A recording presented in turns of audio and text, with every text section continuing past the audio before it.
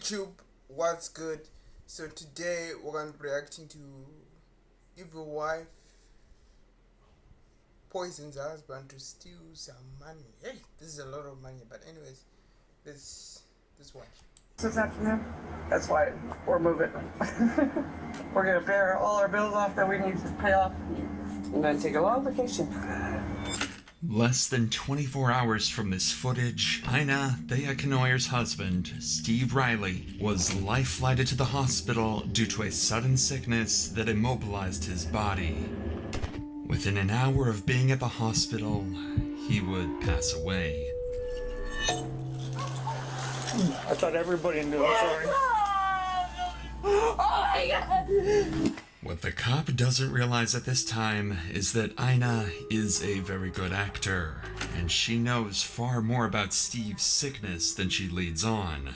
You see, Steve was less than an hour away from cashing in a $37 million inheritance payment when he became fatally ill. And as the multi-week investigation would progress, detectives would quickly discover that Steve's death was due to poisoning. Someone had killed him, and everyone close to Steve all had dire needs to claim his newfound fortune by any means necessary.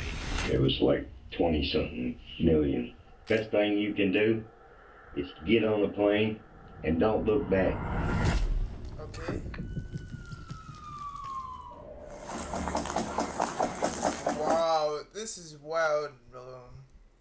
Like, I'm a minute something inside, already watching this. It's cool. But please make sure that subscribe and yeah, let's go. I know this video is not a lot of people going to watch, but it's like one of those videos where I don't react. Because I usually react to like videos that are 5-10 minutes, but this one, okay. But anyways, let's continue on this react. Police department! It's the police department, it's not Chad! This body cam was recorded the night before Steve Riley's death. Steve and Ina's drunken neighbor had been harassing them and other residents of the neighborhood, so Ina called 911 to de-escalate the situation. What makes this specific footage interesting is not the situation with their drunken neighbor, but rather what Ina would tell police after. Her $37 million inheritance fund that she's just hours away from cashing in. Sorry. You thought it was Chad? Yeah. Who was Chad on? Trying to kick in everybody's door. Who was he on He her busted into my light and look at the garbage cans. Who was he fighting with out here? My fiance went for a walk, pulled down. Who's your fiance? Steve Riley. Steve Riley? Yeah. Okay. What's your name? I'm Ina. Okay. Is your fiance hurt at all? He got gash on his forehead. Okay. You know, we just want to talk with him too, just to make sure he's alright if possible. There's blood all the way over there. That's good. So what actually happened tonight? What were they fighting over? Chad was trying to kick in the door. Just for no reason, or just... Just drunk. He does that. Where do you think your fiance would have went so we can just get his side of the story real quick? Oh, I don't know. So you got a phone on? No, we don't have a phone until this afternoon. But this is where Ina reveals something she shouldn't have. Their plans to pay off all of their bills, which had over the years been racking up. And she does this for one reason: to brag. He gets his inheritance this afternoon. That's why we're moving. We're gonna pay all our bills off that we need to pay off. She thinks it's funny. You're going to prison.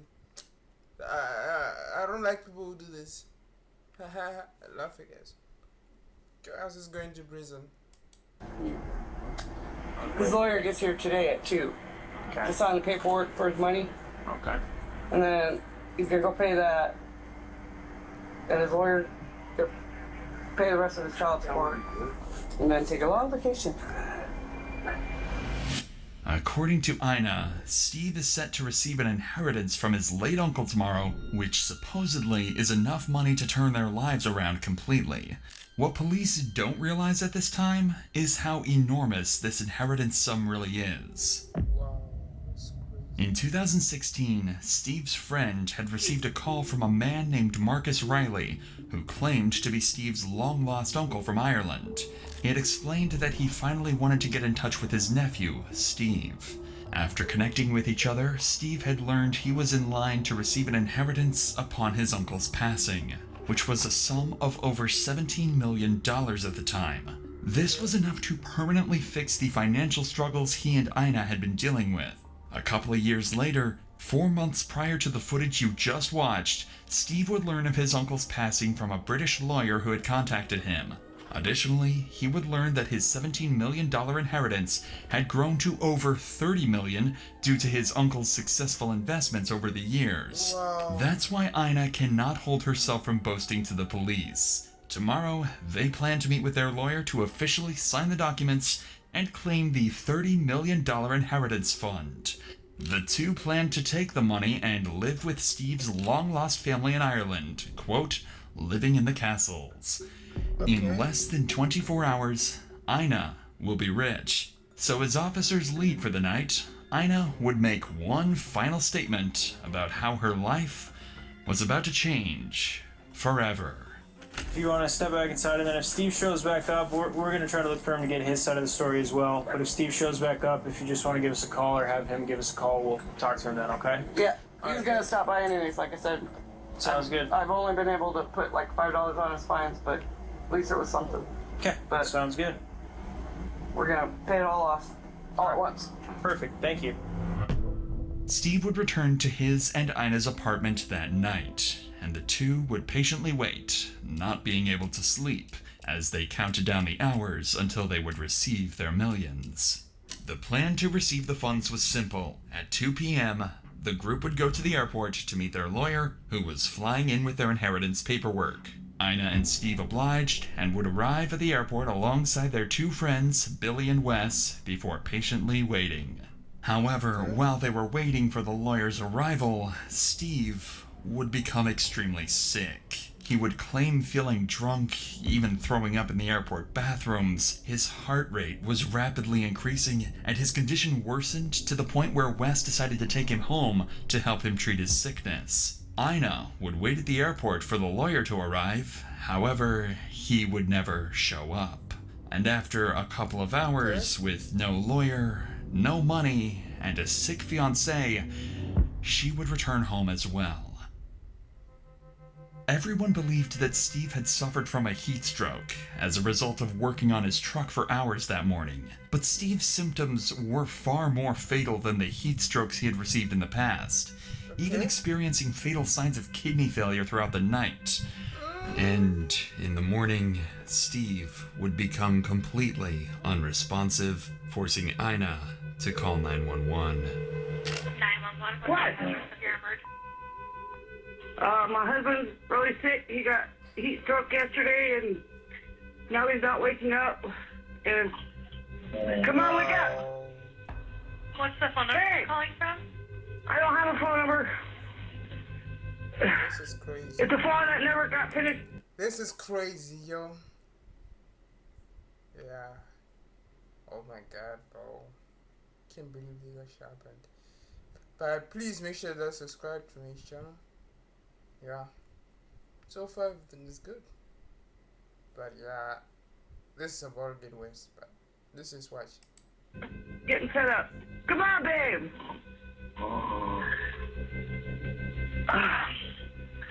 I've been trying everything. Ice, water. Okay, but he is breathing. Yes, he's snoring. He won't talk to me anymore. He won't look at me. He won't open his eyes. Okay, Hey! I've got help on the way. Just keep an eye on his breathing, and if anything changes with his breathing, tell me immediately. Hello? Yeah.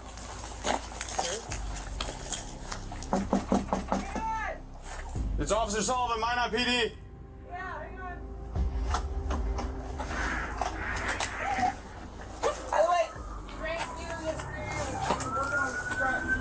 Inside the home, officers would find Steve fully unresponsive, and they would drag him out of the house through piles of trash and filth. Quickly, he was rushed to the nearest hospital, but with his condition so poor, he would be flown to the St. Alexis Hospital to undergo more professional treatment. But before we get to that, I want to help you protect yourself and your family from something that can ruin your life: identity theft. Aura, the sponsor of today's video, helps protect you and your loved ones against exactly that. Have you ever Googled yourself, a family member, or a loved one? If so, you've probably been shocked by how much information is out there. And it's time for Aura to find out if any of your personal data is exposed. After Steve was flown to the hospital, Ina would explain to the officers that Steve had gotten a heat stroke, which caused his illness. The officers had no reason not to believe her story, so they would comfort her throughout the day as Steve was being treated. Unfortunately, Steve would never again regain consciousness. Damn, that's crazy. This is Billy Burkhead, Steve and Ina's neighbor, and he was with Steve and Ina the entire day of his sudden sickness, even working on the truck with Steve and traveling with them to the airport. Billy simply refused to believe that Steve's death was caused by heat stroke, especially since Steve seemed perfectly fine all day until they reached the airport. Instead, Billy suspected something far more sinister and wanted to share his theory with the detectives. So, the day after Steve's death, Billy would call officers back to apartment 912A to detail his side of the story. We think she poisoned him. Oh, I'm almost sure she poisoned him. So what's your plan right now? We're making sure nothing goes. Because you know when they go to jail, they die. I mean, People come and clean well, them out. how long are you going to stay here? I'll stay here until the sun gets here. Oh. When's the son supposed to get here? He's not dead. I told you. Stop! He's not. He's dead. I just told his son. And he was poisoned. Billy's explanation for Steve's death is, well, horrifying. If Ina truly did poison Steve, then his symptoms would make sense, and would add up far more than the idea of him having a heat stroke. However, why would Ina want to poison her husband if they were about to live such a good life? Well, Billy seems to have the exact answer to that question. The other day, she threw all the stuff out in the yard. From his house? Yeah, and he come out and he was holding his head down. And then we're supposed to go up to the airport and meet this guy because he's supposed to get quite a bit of money. Come back, we had to help him out of the car, had to help him in the house. And everything was fine until he come home. And then the next morning, she's throwing all this stuff out. She was supposed to call the ambulance. She never called the ambulance. Billy thinks that Ina was secretly planning to split with Steve after the inheritance was received, even going so far as to throw his belongings out of the house after they returned from the airport. Even worse is that Ina lied about getting help for Steve after they returned from the airport, pretending to take him to get treated, when in reality, they never left the house. Unfortunately, Ina overheard all of this talk and decided to give Billy a piece of her own mind. I'm taking off. I'm not worthy of my husband. Dead or alive. Hey, stay out here. Hey, stay out here. I need to take a picture. Picture of what? Billy. Why Here, why the truck. Oh, you can sit on here. Steve collapsed yesterday. Mm-hmm. Went to the hospital. I found out he was poisoned. How'd you find that out? That's crazy. I'm just telling his son, don't ever stop after these people. They're nasty people. They're nasty. Ina She's playing victim. Oh my god, oh. Why is she doing this?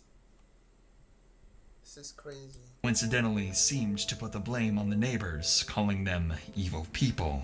It's become more clear that Steve's death was far more sinister than officers had first expected. Officers now had a potential homicide case to investigate, but as they went to leave, one officer accidentally broke the news to Ina that her fiancé had passed away. I thought everybody knew. I'm sorry. Don't tell me anything. Oh my god! I guess the son is on his way here. Okay. Apparently his son is on the way here. So. Okay. Yeah. Ina's reaction to her husband's passing is one of the strangest I've ever seen. She starts bawling her eyes out, then suddenly jumps right back to her normal self, as if she hadn't even heard the terrible news to begin with. It's becoming more and more clear that something is not adding up. Billy was not the only person to initially put the blame on Ina. In fact, he was only one of many who would come forward with their concerns. In fact, Billy's wife, Lynn, had stated that Ina had made horrifying statements in the past, alluding that if she was to ever kill her partner, she would poison him, using an antifreeze. To add to the pile of already incriminating information, Steve would be tested for ethylene glycol in his bloodstream, a key ingredient in antifreeze. To nobody's surprise, the results showed toxic levels of ethylene glycol in his system. This information would serve as the catalyst for initiating a formal homicide investigation into the death of Steve Riley. Following the commencement of the investigation, a series of intensive interrogations would be conducted with all parties connected to the incident, including Ina, to ultimately solve Steve's murder. However, before that, Ina would launch a plan of her own. It must have been made apparent to her that she was in hot water, as the day after this encounter with the police, she would call them back to apartment 912A to explain theories of her own. Hi. Yeah. Okay, what's going on? I don't know. We've been here. He keeps trying to take Steve's truck Where's the truck at? in the garage. Is this the paperwork on the thing? Or? No. This is property that Steve was buying Oh. after his inheritance got here. I think he left it to his son, but I had to Google where to go to get his inheritance switched over to the people he left it to. I don't know. The day he was supposed to meet his lawyer, apparently, I thought it was heat stroke. Apparently he was poisoned. I'm finding out. With antifreeze. Alright. And I don't know how to get a hold of the guy in London with his inheritance. He should be here in town. He never showed up at the airport, so, trying to figure out why. Ina seems to conspire to the idea that Steve may have drank the antifreeze himself, or that someone may have poisoned him. However, despite all the suspicion being thrown her way, she can only stay on track for minutes before going back on tangents about her inheritance fund. It was clear at this point that somebody had poisoned Steve. The idea of this being self-inflicted was unlikely, as Steve had a life-changing amount of money waiting for him, and would have had to drink the antifreeze just hours before going to claim the cash. Clearly, Ina can be made out as the lead suspect due to the amount of fingers being pointed her way, but the other potential suspects should not be ruled out either. With this in mind, officers would bring their first suspect in for questioning, Rebecca. Rebecca was another neighbor of Ina and Steve's, who was very involved with the entire case so far, pitching her opinion to police whenever she could. Rebecca was brought in primarily to add to the pile of evidence to confront Ina with later, but as the interview would continue, strange red flags would arise from Rebecca's odd personality. You guys know my daughter? Yeah, how's she doing? Yesterday, God works in mysterious ways. She was arrested, released. She said this is the demons that are in her, the spirits that follow her, was able to change her body. Stop the cab! Stop the cab! Cheeks. So maybe they'll stop following her now, she said. Yeah, well, hopefully she gets the help she needs. I pray she does. Starting off a homicide interview explaining how demons left your daughter's butt is an interesting way of proving your innocence. But the detective isn't here to judge, rather, to get to the bottom of Steve's death. So he'll ignore these strange remarks. Yes, it sounds like you might know some things. I'm a nosy neighbor. That's good. I like it. Well, I know what cars belong, what cars don't, who lives in my neighborhood, who doesn't. Yeah. So yes. That's good. We're investigating Steve's passing just because it sounds like maybe there's something suspicious about what happened. Whatever I know. How long have Steve and Ina lived there that you know of? Approximately 2 years. Okay. How is their relationship that you know? The first year was, Steve was looking great, doing great. The past year, I don't know if she suffers from mental illness at times, but her mental state went downhill the past year. Okay. When you lose weight, when you're not acting right, shady stuff going on, you're not working. Yes, he was. Okay. And it got worse the past couple months. Okay. It seems as though Steve's life wasn't as straightforward as initially thought, having drug issues, weight loss, and possibly depression. Whether or not Ina was a large contributor to these deteriorating issues is something they will soon learn, as this interview would become a pivotal piece of evidence, laying the groundwork to dismantle her defense entirely during the interrogation. And it got worse the past couple months. You think likely that theme, Probably. like whatever. Okay. Yes. What do you think she was using? Yeah. Okay. And alcohol use too. Okay. Yes. Both of them with Yes. alcohol? Okay. So Steve had mentioned before, like in the past, about getting money. Yes. How many, like? 2 million. The amount Steve had planned to receive was something he kept very secret, often lying to people like Rebecca on how much he was actually getting. As we'll soon find out, this number was much, much larger than 2 million. His uncle passed away, yes. First, he said he was going to leave it to Ina, and then they were fighting, and a couple months later, he said he went back and changed the will. He told me, he was like, don't tell Ina, but I changed it. This statement from Rebecca would explain what Ina was talking about last time she spoke to police, and how she was trying to switch the will over from Steve's son to herself. If Ina discovered his plan, it would have given her a strong incentive to do whatever it took to change the will back in her favor, possibly by any means necessary. Because it started 5 months, and he told me, yeah, I got a will, I'm leaving everything to Ina if something happens. And then it seemed like 2 months after that, he's like, that ain't getting nothing. Because she's a bitch. He said. So that was just it. Yeah, that's how yeah. Was he ever talking about leaving Ina? Yes. Oh. This is crazy. What the hell is going on here? What? I'm baffled by this. You know, I'm gonna get this money and leave her, get my own place, so go back to California. Okay. I met her son last night. Oh, okay. Her son again? No, I'm sorry, his son. Steve's son. Yeah. I'm old. That's okay. He flew in. He came up to my apartment. But as he's leaving, she came up, knocked on my door. When he was up? Yeah, Okay. to get him. I think she was nervous. It was like she was pissed. He was up there, and then she's like, I just want to let you know I found the will papers. So she said in front of you that she found will papers? Yes. Yep.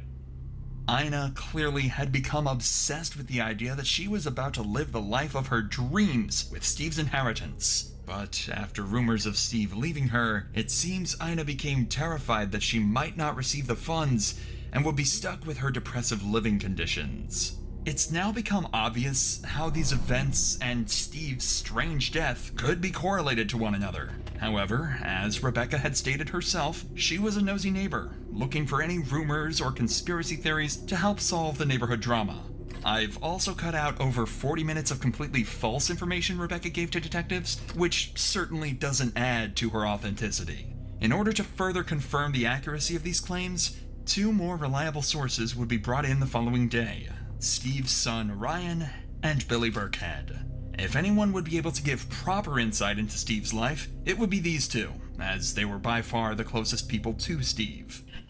We're assigned the case of your dad's passing. You're really the only next of kin that's maybe had a relationship with your dad, it sounds like? Yeah. Okay.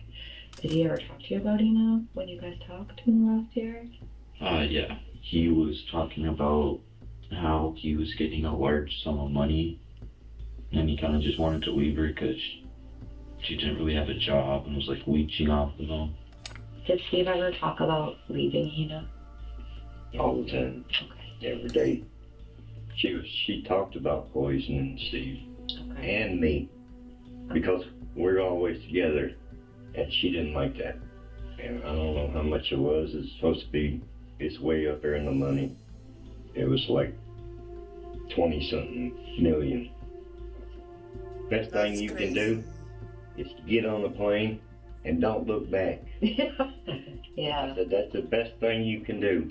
Almost every piece of information the detectives receive leads straight to Ina as the killer. It also makes sense why Ina hated Billy and Steve's son so much, as they knew far more information than she would have liked about the inheritance and her schemes to obtain it. These interviews wouldn't last long, as detectives got all the information they needed from the two, and could directly confront Ina with it.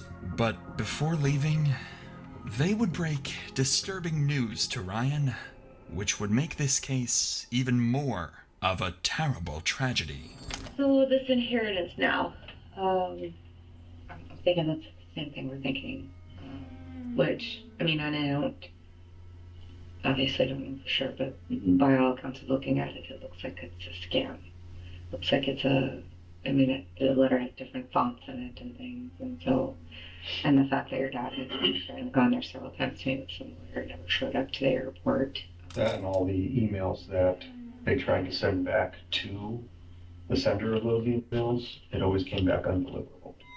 The inheritance was a scam. Steve had lived for the past 7 years under the impression that if he just patiently waited, living through his terrible living conditions, he would come out with more money than he could dream of and finally enjoy life. Even worse was that this very scam that stagnated his life for years may have been the cause of his very own death.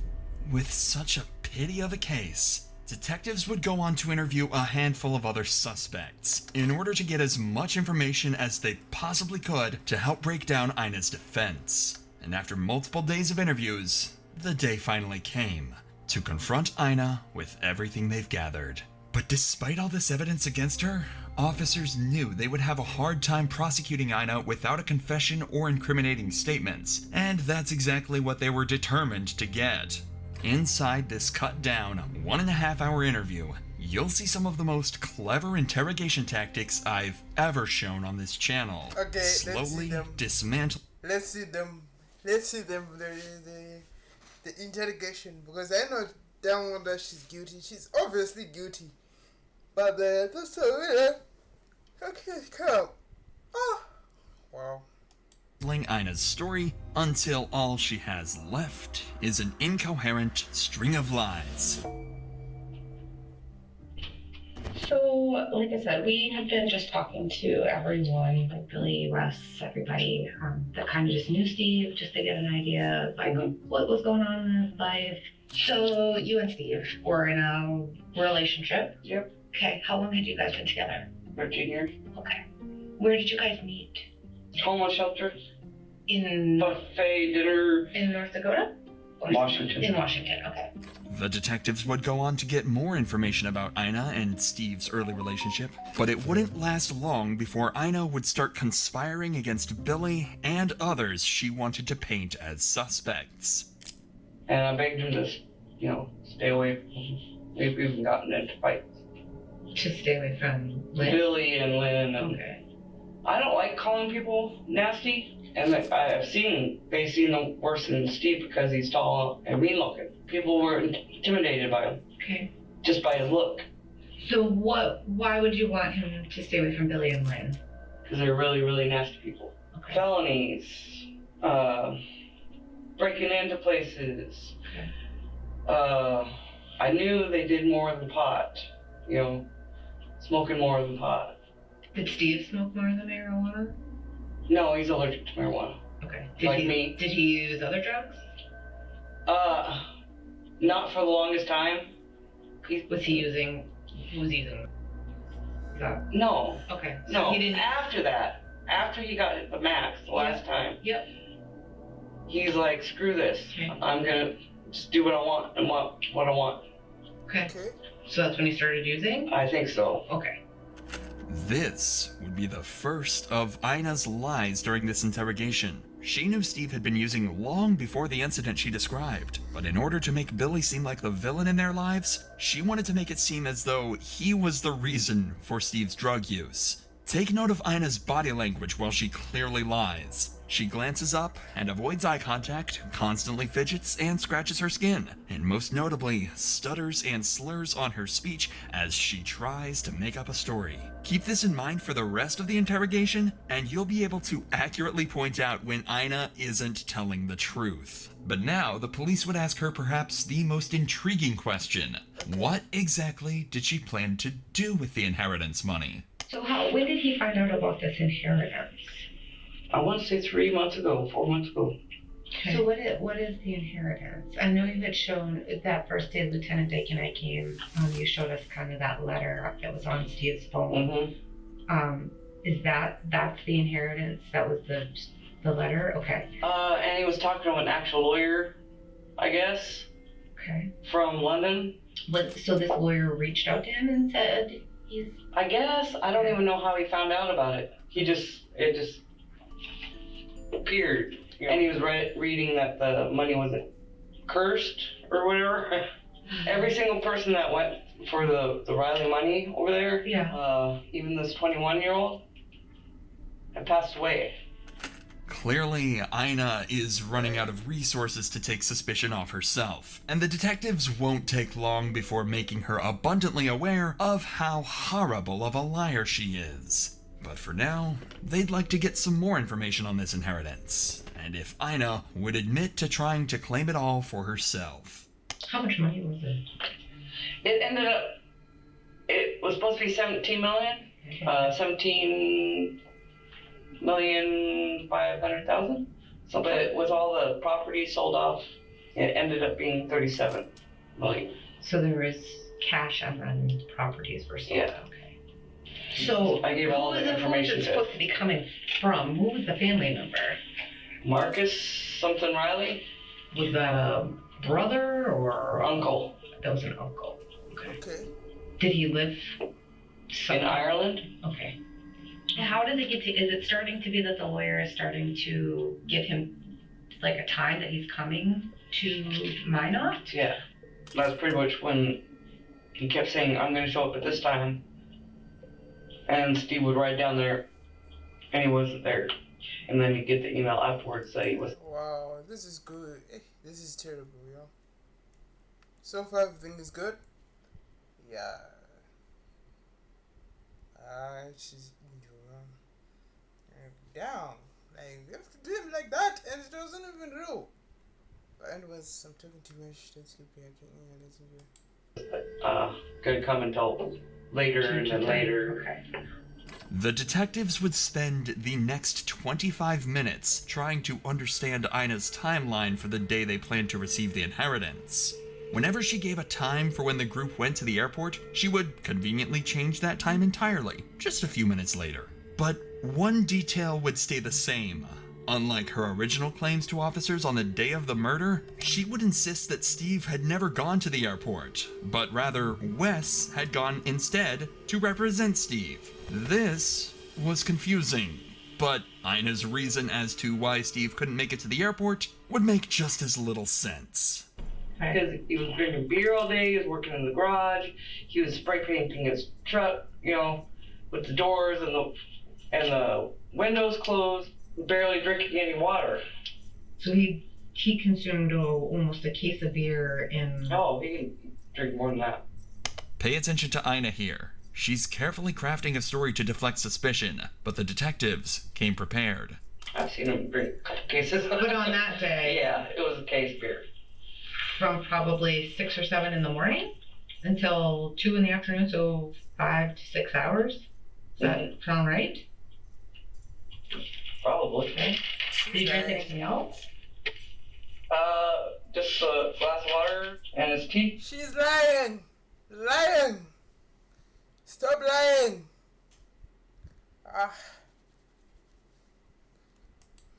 I made iced tea because he begged for iced tea. Steve had no traces of alcohol in his system the day of his death, proven by a blood test and toxicology. So detectives know, clearly, Ina is lying through her teeth. So I just have a lot of concerns here, okay, and I'm just going to be honest with you.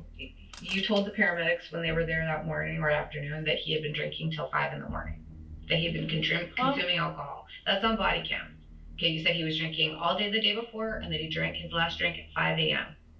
Okay, and now you're telling me tea. That's not what you say on this video. Okay. I want to see this video. Okay. Well, I'm not going to show you the body cam. I'm just telling you that that's what's on there. There's reports that Wes came to the house that morning, and you said that Steve was at the walk-in clinic. He wasn't at the walk-in clinic. Steve didn't want to see Wes anymore. Okay, but Steve wasn't at the walk-in clinic. He was at the hospital. He wasn't at the hospital. He just left with the ambulance when Wes showed up there. That's not what's been reported to us. Wes was there prior to. Yeah, the timestamps prove that. I want a lawyer. Okay, that's fine. Realizing she's running out of options to defend herself, and with the detectives closing in, Ina resorts to something surprisingly clever as a last-ditch effort, asking for a lawyer. Am I being arrested? Nope, you're not being arrested. We're just talking. So, but if you want a lawyer, we can stop talking right now. That's fine. But I'm telling you the God honest truth. I don't know what happened. I wasn't there. I wish I was there. I wish I was with him every second of the day that day. I wish I watched every single, but I'm not his goddamn mom. You asked for a lawyer, Ina, so we're just gonna end this now. Okay, I'm not gonna talk anymore. All right. You guys are so unbelievable. Fucking weird. The second Ina realized the detectives saw right through her story, she folded under the pressure and insisted on a lawyer. Ina had finally realized her game was over. Following this interrogation, Ina would roam free while detectives scrambled for concrete evidence that she had poisoned Steve.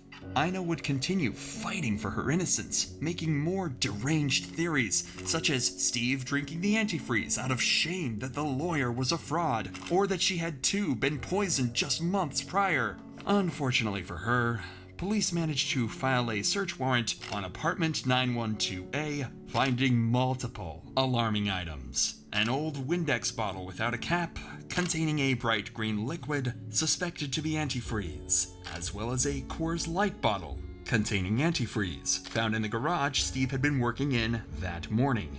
This exact Coors Light bottle was what Ina used to poison Steve with. Antifreeze contains ethylene glycol, an ingredient that makes the liquid taste sweet. By mixing this with tea, Steve was fully unable to tell this fatal substance apart from his typical morning tea. Additionally, by hiding the liquids in the dark Coors Light bottle, Steve was unable to see the bright green color of this drink. With all of this newfound, completely incriminating evidence, as well as the numerous lies and false claims Ina had told law enforcement, she would finally be arrested on October 30th, 2024. I know. Please lock up my house. Yeah, we'll lock up the house for you. I'll give you the keys, but We'll lock the house up for you. why me? It's all right.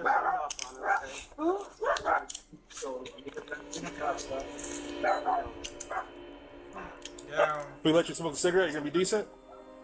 Well, I'm decent all the time. No, I never dealt with you, so just don't Never been arrested before like this. I've never done anything. I haven't done anything. It seems like I'm an easy scapegoat. Because all I am is an easy scapegoat. That's all I've ever been. If I was gonna kill him, I would have killed him the day he lied to me and I found out he was doing drugs. I'm just gonna grab your arm so you don't fall, alright? And I would have done it physically, not. Physically? Yeah, I'm a physical woman, not a. Nobody out here to watch the dogs? Just you? No friends or anything? Only one here. You have any friends at work that would take them? We just don't want them to die in there, alright? Yeah. Why? How long are you holding me? We don't know. So we'll have our officers grab the dogs, we'll put a hold on them, alright? 6 months following Ina's arrest, she would sit down in the courtroom for one final time, accepting a plea deal for the murder of Steve Riley. It had been a matter of principle for Ina throughout this entire investigation, staying true to her word no matter how delusional it sounded. But in this courtroom, Ina was left with no choice but to finally confess. Ina Thea Knoyer was charged with murder, intentional, knowing, or with extreme indifference of an adult victim. She was sentenced to life in prison. Her first chance at probation will come in 2050. Dang, that's crazy. Anyways, that's the end of the video. Yeah, see you guys next time. Goodbye.